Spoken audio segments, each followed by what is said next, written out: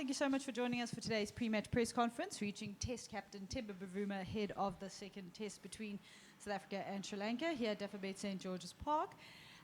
This is a fully in-person media op, so we won't be taking any questions from online, of course. And who would like to start us off? Telford. Hello, Temba. Hi. You were able to name an 11 before the Kingsmead Test, but things have got a bit complicated since then with all the injuries. Do you have an 11 for this one as well? Yeah, we just got two changes. Rickerton comes in as well as Dane Patterson. For who? So, well, Mulder's not there, Gerard is not there. So three seamers, frontline spinner, and then, yeah, the rest being the batters. Okay, and just can you talk me through your thinking about bringing in Rickerton? From a thinking point of view, well, I mean, we're quite happy from a bowling point of view, the resources that we have, so we'd like to go again with those three frontline seamers. We obviously got Kesh from the spin point of view. We've got Aiden as well, who can do a job there. And then, I think, looking at the way we've made up our team, we've always wanted to have as many runs as we can on the board. So Rickerton coming in as, that extra batter, that gives us that opportunity. Also encourages us to keep playing in the manner that we've been speaking about. Similar to what we did in the West Indies, I think, in the first test. So yeah, nothing different from that point of view. There'll be a lot of people saying, Kwena Mapaka. What do you say to those folks? It's nice to have him in the team, especially here within the test team. Lovely young guy, obviously played with him a bit with the Lions. So yeah, I think for him, he's quite thrilled and ecstatic to be a part of the team, to be a part of the test team. He obviously knows that there's still certain things that he needs to do to be one of the main guys within our bowlers. But yeah, lovely to have Kwena part of the test group. Temba, Dane Patterson has played, I think, 5 tests in 4 years, and he understands, he seems to really know that he's like a kind of horses for courses guy. What is it about these conditions that you think will suit him? I think Patron, I mean, if you look at all our bowlers, take away Mulder, he's probably the one guy that can hit the stumps more consistently, I guess being shorter in stature. So, and I mean, St. George's is one of those wickets where LBW, bowled, well, even the nick-off as well, become a lot more predominant in terms of wicket-taking options. So I guess he adds that variety to us as a team, where we have a guy who can target the stumps more. And look, from a skill point of view, there's not many guys who are better than Pato in terms of getting the ball up there, swinging, nipping it around. So, I mean, like you say, he's played 5 tests in 4 years, but every time he's got an opportunity, he's always shown as to why he should probably be playing more. But yeah, also nice to have Pato back in the starting lineup. And they say it's the batting wind that's blowing and a kind of drying wind at the moment. If you've gone with the extra batter, are you very confident in the attack to be able to take 20 wickets in what seem to be slightly less favourable conditions than Kingsmead? Yeah, I'm confident. Look, to be honest, I'm not well versed in terms of the wind, whether it's coming from the east or the west. I do know that the wind can change, as it did in Durban, where it started to swirl a bit. But the way that we stacked up our lineup is that we believe that with the runs on the board, that gives you enough time to get 20 wickets. Might take us a bit longer. It may not play like Durban. There is a bit more grass on the wicket, so I think there will be something that is in there for our seamers. But if it doesn't favor our seamers, we do have the spin in cash to be effective. So we believe that whether it's the spin, we can still be successful in these conditions. Captain, you went for, or you mentioned now there that you're going with 3 frontline seamers and 1 spinner, with Aiden being the additional option. When do you think, it's obviously we can't tell, and weather can be very unpredictable, but when do you think spin could play a role in this match? Well, traditionally, having played here at this ground, generally from day 3 onwards, it does become a real threat. Obviously, with the wicket breaking up, depends, how the wicket plays, like you said. But generally, day 3 if I remember the last time we played Bangladesh here. It was around day 3, day 4, where the wicket started turning prodigiously. So what is it that your bowling attack needs to do on this pitch specifically in order to take that 20 wickets needed to obviously secure victory? I think we'll obviously judge on day 1, to be honest. We'll have a look at the conditions, we'll adapt and we'll play accordingly. I think the difference here is that you want to bring the stumps into play, so I guess guys have spoken about bowling straighter lines. So there'll be, but I think with all that, there still has to be the assessment as to how the wicket is playing on the day. Whether we're bowling first tomorrow, whether we're batting first, that's something for us to consider. I think probably what we know that it probably won't be as quick. It won't be as quick the wicket as what we are accustomed to. But the adjusting really will happen after day 1 to see what it's like, and we'll play accordingly. And you obviously made your debut at this ground, I think it was 10 years ago now. And can you just talk to us about how test playing conditions here has changed and what makes it so tricky or challenging? I've always enjoyed.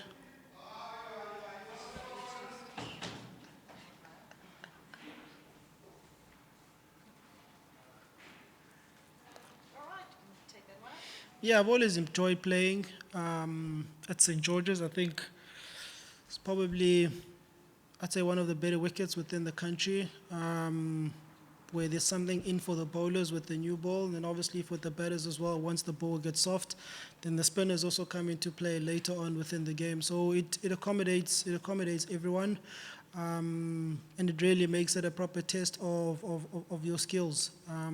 Games don't really finish in 2.5 days here at St. George's, so you're really going to have to be set to be in it for the long haul.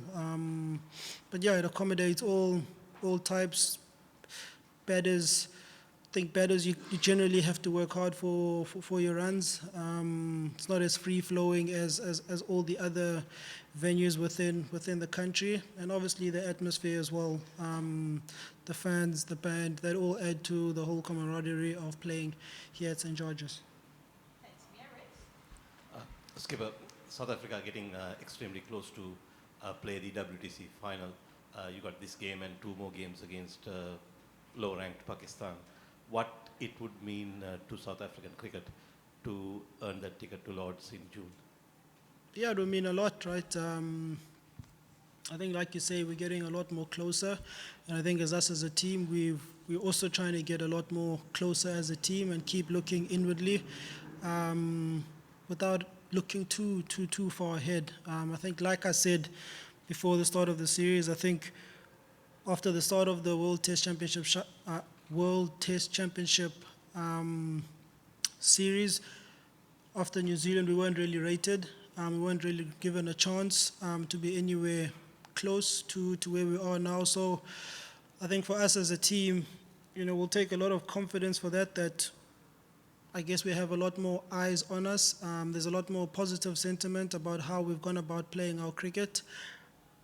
But like I said, we'll keep just focusing on ourselves. So, yeah, if we see ourselves there in June, July at Lord's, that would be very nice. But we have to obviously keep playing the good cricket that we've been playing. Just to follow up to that, you've played for a long time now, before the WTC was even a thing. Just as a Test captain, I wondered what you thought about the World Test Championship as a whole, and what it maybe has changed in Test cricket, in the Test cricket landscape. Yeah, it's been exciting. I think it's put a bigger prize or value on Test cricket. I think for the guys who are, I guess, seen as Red Bull players, I remember Dean saying that it's become their World Cup type of thing. So it's really becomes something for teams, countries to strive towards. It doesn't feel like a stopgap type of thing, Test cricket. There's actually a lot of value behind it. And I think if you, like, listening into the change room to the younger guys who are coming in, there's a lot more positivity, there's a lot more hype and excitement around Test cricket and wanting to do something special within that format. So I think it's been a lovely inclusion to cricket. guys are smiling in the changing room when they've heard that the match fees might be increased. So that's obviously quite another positive. But yeah, it's been incredible so far. Temba, you're coming off what many would consider your best ever test performance, a really important innings in the first innings and then the 100 in the second innings. Do you struggle with separating Temba the batter from Temba the captain? Is that, something that you spend some time on, or is it one and the same? I think that's always a challenge, or at least that's the challenge that I've found as captain, is separating those two. I think it's important that you are able to do so. And I guess I focused a lot more on Temba the captain, to be honest, and everything that comes about it, and haven't really given the energy and time that Temba the batter requires. I guess being injured, not being able to be in the middle gives me time to kind of reflect on me as a batter, what my goals are, how I want to go about doing my business, and obviously putting in the time and effort to do so. So I think it's something that I guess all captains will have to deal with. Yeah. Temba, you've had a week to think about this 10-year thing, and 10 years is a long time to play Test cricket. And you've already been asked kind of how it's changed, but how have you changed, and how has your kind of relationship to the game changed in that time?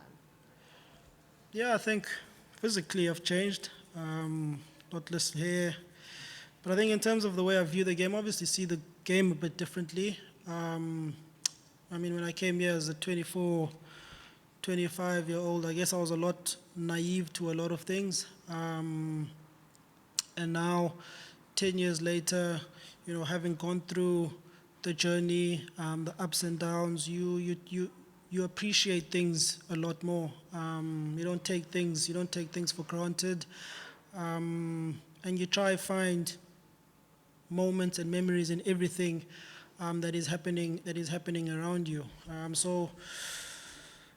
been very grateful for the journey that I've been on, everything that has come with it. People always say that in hard times you really get to discover yourself, and I really do think that is true. I think the one thing that hasn't changed or won't change is my passion and love for the game, and I think it's through that I've been able to, I guess, overcome everything that has come my way. And I think also there's an ambition and a fire inside of me of certain things that I want to achieve, and I guess until I achieve those things, maybe then I might be looking at the game from the sidelines. But yeah, as it is now, as much as it's 10 years, I do feel that I've got a couple of more years in me, mentally that is, physically, not too sure. But I think as long as I'm still enjoying the game, I'm still passionate about the game, I still get joy from seeing other guys perform. I still get joy from seeing guys become inspired, I guess, through what you say, through your actions. I'll still be well and truly on this journey. Okay, on that note, that concludes the press conference. Thank you very much, everyone. Thank you.